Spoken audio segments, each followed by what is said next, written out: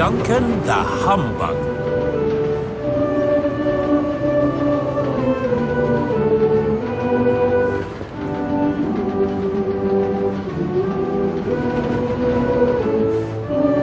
It was Christmas on the island of Sodor.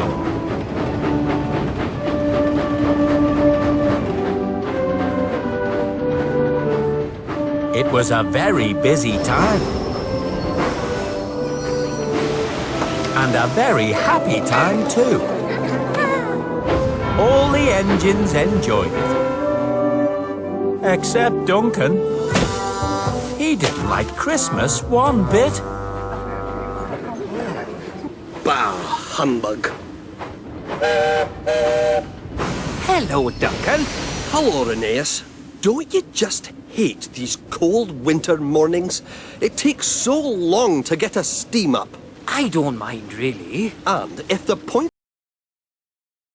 means even more hanging about. See you later then, Duncan.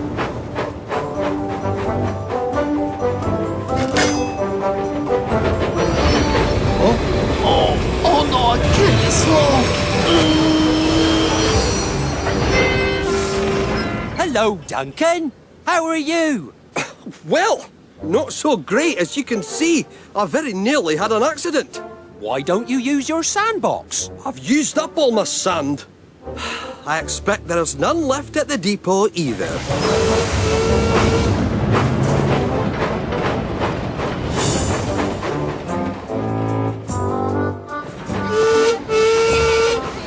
Morning, Duncan. Isn't this great? It's busy, and everyone's so happy. Well, it's all right for some. All these extra passengers are slowing me down.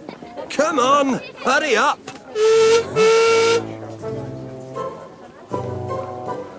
Bah, humbug. On we go, finally. As Duncan went on his way, Skarloey felt all of his festive spirit fly out of his funnel. Oh my.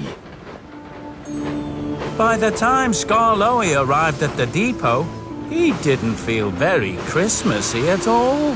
Duncan was complaining to me about the cold, and he told me there was no sand for our sandboxes. But there's plenty. He told me his passengers were slowing him down.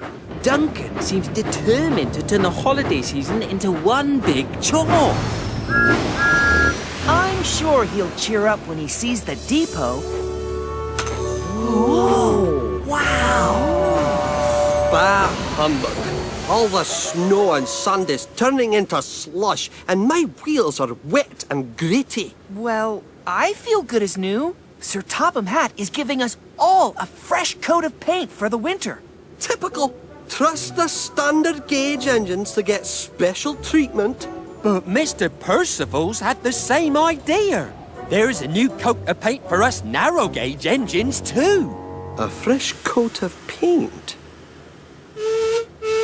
And not before time. With all the work I have to do, picking up extra passengers, remembering the new seasonal timetable, waiting around in the bitter cold, getting bugs in my face. If we could only find a way to stop Duncan complaining all the time. Or even just for one day. I think I'll have a word with Mr. Percival. First thing the following morning, Duncan sped to the steamworks, where he found Mr. Percival talking to Victor. Morning, sir. I've come for my Christmas coat of paint. Is that right? Well, I hear from the other engines that you've been grumbling a lot lately. What? No. Well, no more than usual. You've been making everyone feel unhappy. And when engines aren't happy, they don't work so well. That's just the way I am. And you can like it or not. Well, I don't like it, Duncan. You can be first in line for a new coat of paint tomorrow morning if and only if you can be cheerful for the rest of today. Ah, I see. Well, no problem, sir. I can do that. Don't forget now, cheerful all day. The other engines will be keeping an eye on you. Duncan was determined to get himself a new coat of paint, I can be cheerful all day. Need bother. but then he met Rheneas at the junction. Let's be careful, Duncan, and go extra slowly with all this snow. Thanks for the reminder, Rheneas.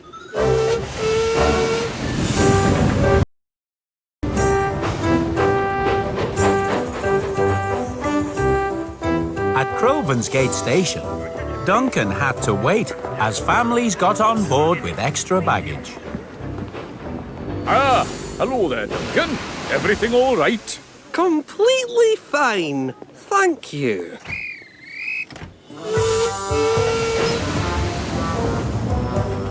At the level crossing, the gates were frozen. So Duncan's passengers decided to hum a jolly Christmas song to pass the time. But Duncan didn't like it at all. He was about to give them a blast from his whistle when Rusty came along.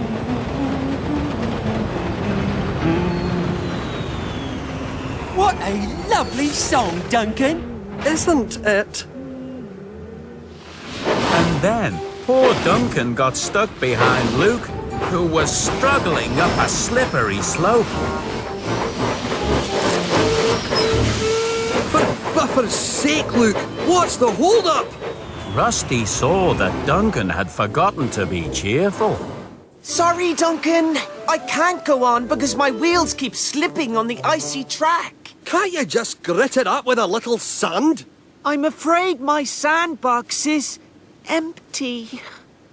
Duncan realized that by getting grumpy, he had hurt Luke's feelings.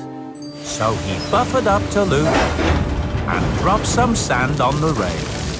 He gave him a little push to help him on his way again. Woo! Thanks, Duncan. And Rusty saw all of this too. Duncan was a little sad that he'd lost his temper.